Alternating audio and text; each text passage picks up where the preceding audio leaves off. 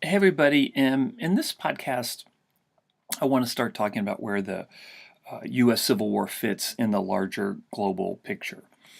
And what historians have come to understand is the Civil War was a theater of conflict in a worldwide struggle. And this worldwide struggle, which dates from about the 1840s or 1848, let's just say that for convenience sake, for the rest of the century, it it pit the forces of aristocracy, kingship, kind of the old guard, the way most of the world was run. It was run by autocrats. It was run by aristocrats, kings, very few queens at this point, number of kings. It was based on who your parents were. It was based on heredity, and that's kind of where power flowed. So this was the norm for most world governments at this point. So that's what you have on one side. You could call them the old guard or kind of traditional government. Now on the other side, you have a rising form of government, which we really take for granted today, and that's democracy, Republican government. The same thing, democracy and Republican government are the same thing. It's government of the people, by the people, for the people, right? And this is really key because in a democratic system, in a Republican government, leaders are chosen by the public. And of course, when I'm talking about the public at this time, I'm talking about white males. Women weren't allowed to vote in very tiny, maybe, actually, I don't think any African Americans were able to vote, maybe in places like Massachusetts. But basically, it's the white male vote. So what you have is these two forms of government, kind of autocracy, aristocracy, kingship, versus democracy. Now, let me talk about democracy for a second. Although it was very limited, it was limited to white males during this period. At the time, it was quite radical. I've said this a number of times, but I'll repeat it again. The United States was considered a radical country by most of world governments by the time of the Civil War. Virtually 100% of white males had the right to vote. And it didn't matter if they had property or no property. Now, this is something that we take for granted today, but let me give you a comparison, and it'll show just how radical the U.S. was. In places like France in the 1860s, and France is basically run by a king in the 1860s, only 5% of male voters had the right to vote. And virtually all of these had some kind of property. There were high property qualifications that allowed you to vote. And so if you didn't have property, you didn't vote. So, although from the perspective of 2016, democracy in the U.S. seems very limited, it's limited to white males, it was quite radical at the time because virtually any white male by the 1860s could vote whether or not he had property or not. Whereas in most of the world, even when there were limited forms of democracy, such as Great Britain, the franchise, the ability to vote, was really reserved for people that had property, and actually large amounts of property. So, as odd as it seems to us today, the U.S., from an old world or an old guard perspective, was seen as pretty radical, okay, and was seen as kind of the great hope of democracy on a worldwide scale. Okay, so this is the big picture. Okay, this is the big picture that what you have during by the 1860s is a worldwide struggle between autocracy, aristocracy, kingship versus democracy, republican government, where power comes from the people, not by who your parents were. Now, it's important to note here that the United States was not the only Republican government by the 1860s. Virtually all the Republican governments, Democratic governments, really the same thing, that existed in the world in the 1860s existed in the Western Hemisphere. The United States, of course, being one, but also Mexico, Peru, Chile. So the Spanish-speaking world in the Western Hemisphere was it also had different forms of republican government as well.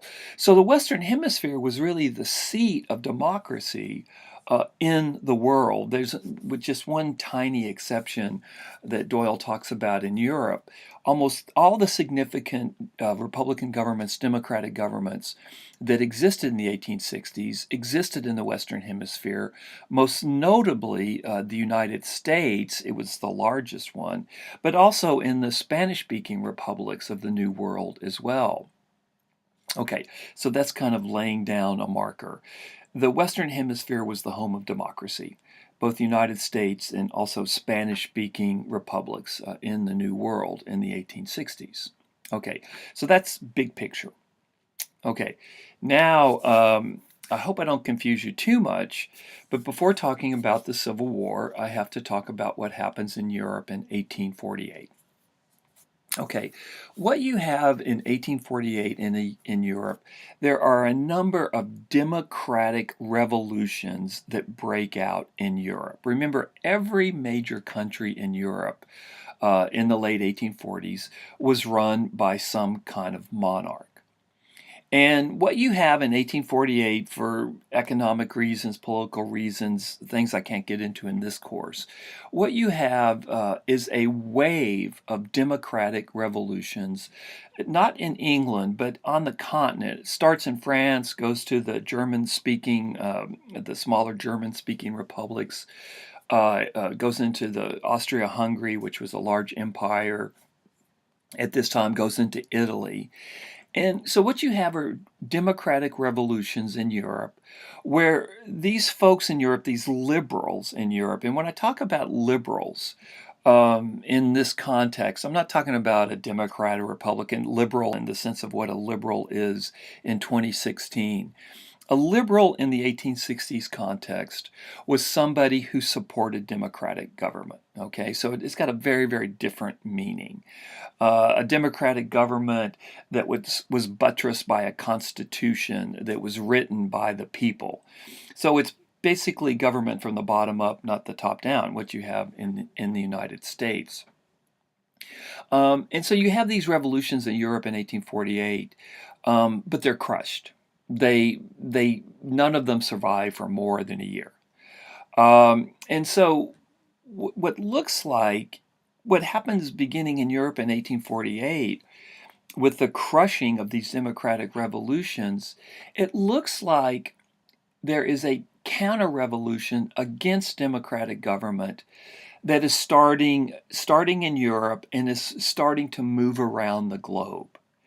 So what you have is by 1860s, it looks like democratic government is on the ropes. Now, we take for granted that democracy is going to win. It doesn't really seem like there's any other choice. But from the point of view of the 1860s, and remember, the Civil War starts just a little over a decade after these democratic revolutions in Europe are crushed. From the point of view of liberals, worldwide liberals, people that are supporting democratic government all over the world, it looks like democracy is about to lose. First of all, the democratic revolutions in Europe had been crushed. Then in the 1860s, the most successful democracy in the world, the United States, breaks in two because the one portion of the United States, the South, is angry about the results of the presidential election. Old guard Europeans, the aristocrats in Europe, the monarchs in Europe, the conservatives in Europe, they were really thrilled with the U.S. Civil War because they're thinking, aha, this is what we always thought would happen. We never thought democracy would be successful. They're just too unstable. That they really did believe that monarchical government was a much more stable form of government.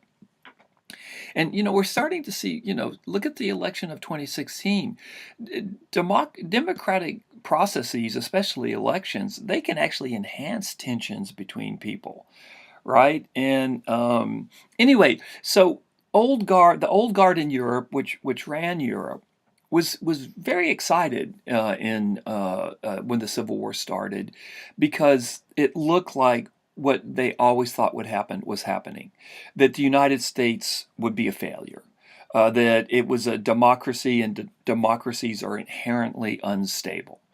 So that's number one. Number two, and I'll develop this more in later podcasts today.